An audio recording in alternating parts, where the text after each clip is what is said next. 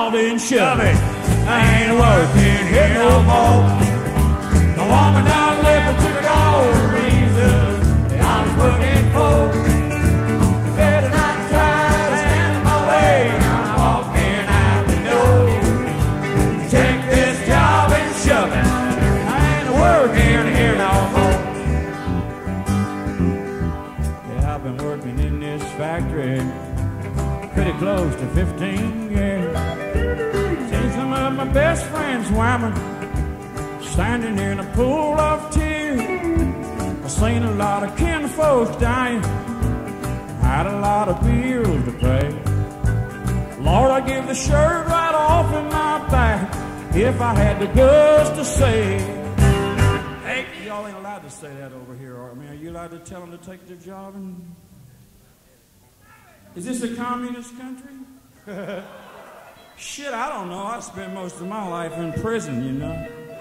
But I mean, when I got out of prison, the first job I ever got, I went to welding school to learn how to be a welder, see? Because that's what they do when you get out of prison. They send your ass to school in another prison. So they taught me how to become a welder, and they got me my first job.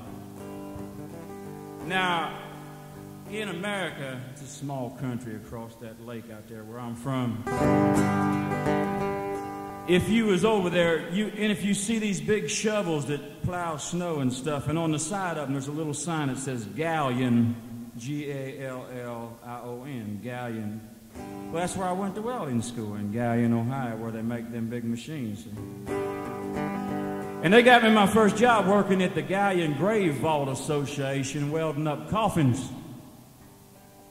Now, coffins, for those of you that don't speak Dutch, are the damn things that they put your ass in before they put you in the ground when you die.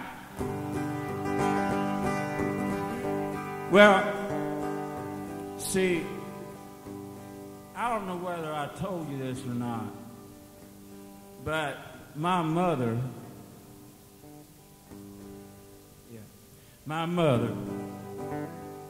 she's from Lancaster, Pennsylvania, and she's what they call Pennsylvania Dutch, if you ever heard of that.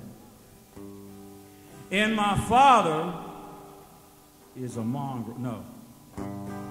My father is from Wales. And he tells lies. I mean, shit. I don't know where the hell he's from because he's been lying to me ever since I was little, you know. Anyway, I grew up in a strange situation.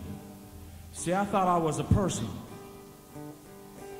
But I found out that I wasn't a person, I was just a kid. And so when you're a kid and you ain't a person,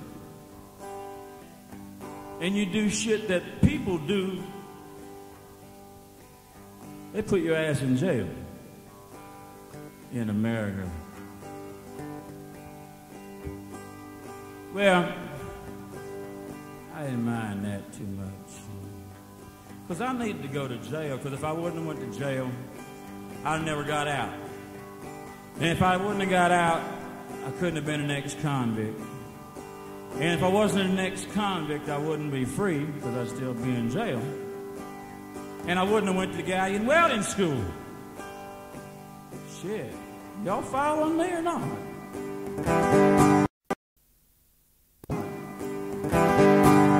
Well, anyway, I was welding them coffins up, and I wasn't doing too good.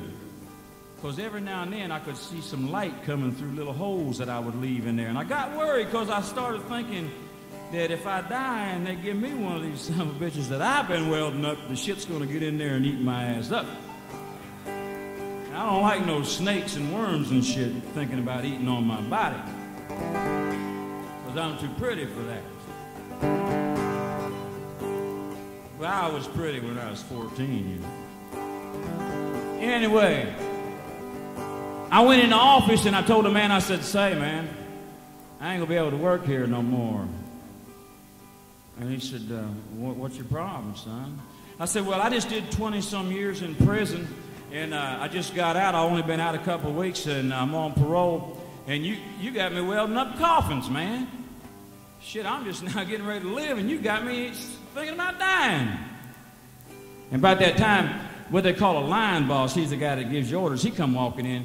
He's a little short fella, had one of them necks about as big as my leg, you know. He had one of them flat-top haircuts like them soldiers used to wear back in the 50s. You remember them? And he looked at me and he said, boy, they used to call me boy then. He said, boy, that's before I was a millionaire, see, now they call me Mr. Boy. Boy!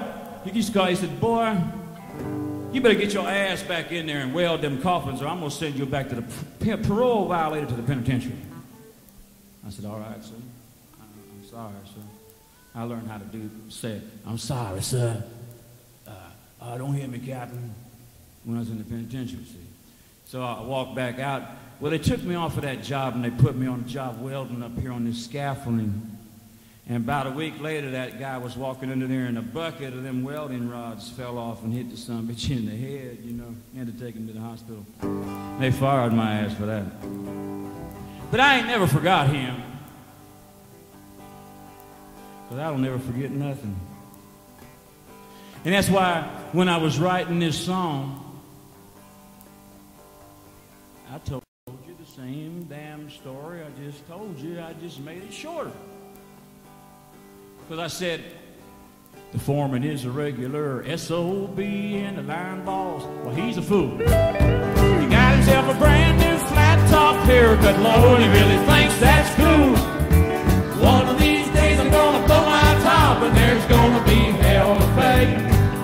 I can't wait to see their faces when I get the nerve to say, take this job and shove it. I ain't working here no more. My woman done left and took all the reason that I was working for. Better not try standing my way when I'm walking out the door.